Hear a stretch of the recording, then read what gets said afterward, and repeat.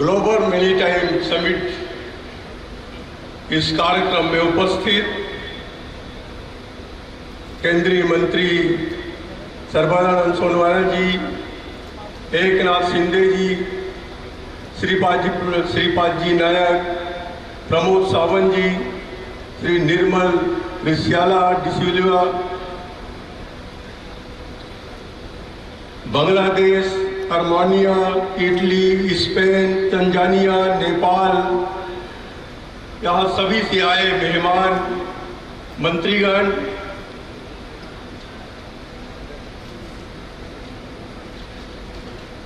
FICCI और Indian sports association के सहयोग से बंदरगाह, जहाज रानी और जल मार्ग मंत्रालय द्वारा आयोजित ग्लोबल मैरीटाइम इंडिया समिट में आप सभी का महाराष्ट्र तथा मुंबई में मैं हार्दिक स्वागत करता हूं।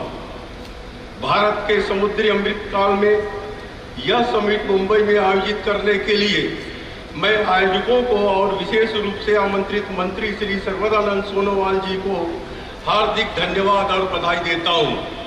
यह जानकर खुशी हो रही है कि वैश्विक और क्षेत्रीय साझेदारी बढ़ाने के लिए भारतीय समुद्री अर्थव्यवस्था को आगे बढ़ाने इस ग्लोबल मैरीटाइम इंडिया समिट का आयोजन किया गया है। समुद्री क्षेत्र न केवल हमारे राज्य के लिए बल्कि पूरे देश के लिए बहुत महत्वपूर्ण है। मुंबई देश की आर्थिक राजधानी बनाने में समुद्री अर्थव्यवस्था का अहम योगदान है। इस शिखर सम्मेलन में हम प्रोफेशनल्स उद्योग जगत के नेताओं, नीति निर्माताओं के साथ एक ऐसा रोड मैप तैयार करने के लिए काम कर रहे हैं जो हमारे समुद्री उद्योग की नई ऊंचाई पर ले जाएगा। यह शिखर सम्मेलन सहयोग, नवाचार और विचारों के आदान प्रदान का एक स्थान है जहां साझेदारी बनाई जाएगी, सर्वोत्तम प्रथाओं को साझा किया जाएगा और समुद्री उद्योग की पूरी क्षमता को अनलॉक करने की अवसरों की खोज की जाएगी। भारत की समुद्री विरासत हमारी सभ्यता जितनी है समृद्ध और प्राचीन है। महान हड़प्पा सभ्यता से हमारे पूर्वज खुले समुद्र में यात्रा करते थे, दूर दराज के देशों से जुड़ते थे, वस्तुओं और ज्ञान संस्कृतियों का आदान प्रदान करते थे। महाराष्ट्र की समुद्री विरासत सदियों में समुद्री गतिविधियों के विकास में प्रेरक शक्ति भी रही है। हिंद महासागर के भीतर इसकी विशाल तटरेखा और स्ट्रेटेजिक पोजीशन ने अपने बंदरगाहों, समुद्री शिपिंग मांगों और समुद्री विरासत के साथ एक समुद्री केंद्र बनाने में सक्षम बनाया है। आज प्रौद्योगिकी हमारे रहने और काम करने के तरीके में क्रांतिकारी बदलाव ला रहा है। इसलिए आवश्यक है कि समुद्री क्षेत्र नवाचार और आधुनिकीकरण को अपनाएं।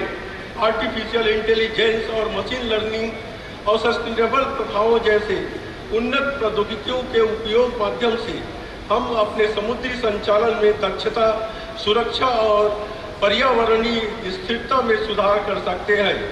जैसे जैसे हम आर्थिक और विकास कर रहे हैं, यह आवश्यक है कि हमारी समुद्री गतिविधियाँ पर्यावरण की दृष्टि से सस्टेनेबल हो और हमारे समुद्र और पारिस्थितिक तंत्रों के नाजुक संतुलन को बैलेंस करें। हमारी समुद्री क्षमता का सबसे उल्लेखनीय पहलू बड़े पैमाने पर रोजगार पैदा करने की क्षमता है। समुद्री क्षेत्र केवल जहाजों और बंदरगाहों के बारे में नहीं है, यह आजीविका और अवसरों के बारे में है। हमारे कर्मियों को भविष्य में समुद्री क्षेत्र के लिए कौशल अधिग्रहण की क्षमता निर्माण कर विशेष ध्यान देना चाहिए। हमें समुद्री प्रशिक्षण कार्यक्रम प्रदान करने वाले अपने शैक्षणिक संस्थानों को मजबूत करने की आवश्यकता है। हमें अपने युवाओं के बीच समुद्री क्षेत्र में रोजगार के अवसरों के बारे में जागरूकता पैदा करने की भी जरूरत है।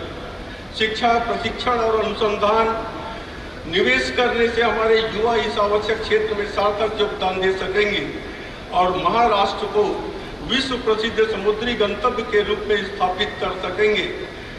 आज जब हम समुद्री प्रयासों के माध्यम से आर्थिक समृद्धि के लिए प्रयास कर रहे हैं, यह आवश्यक है कि हम विभिन्न देशों में शांति का वातावरण बना रहे। हमारे बंदरगाह राष्ट्रों के बीच शांति और समझ के लिए प्रवेश द्वार होनी चाहिए। एक दूसरे से जुड़ी दुनिया में हमें खुले समुद्र में स्थिरता और सुरक्षा सुनिश्चित करने के लिए मिलकर काम करना चाहिए। इस अपेक्षा के साथ में उपस्थित सभी हितधारकों, सरकारों, उद्योग, शिक्षा जगत, नागरिक समाज को हमारे समुद्री व्यापार क्षेत्र को विश्व में ऊंचे स्तर पर ले जाने के लिए मिलकर काम करने के लिए आमंत्रित करता हूं। आप सभी को सफल और सार्थक समिट के लिए हार्दिक शुभकामनाएं देता हूं। धन्यवाद। जय हिंद, जय महाराष्ट्र।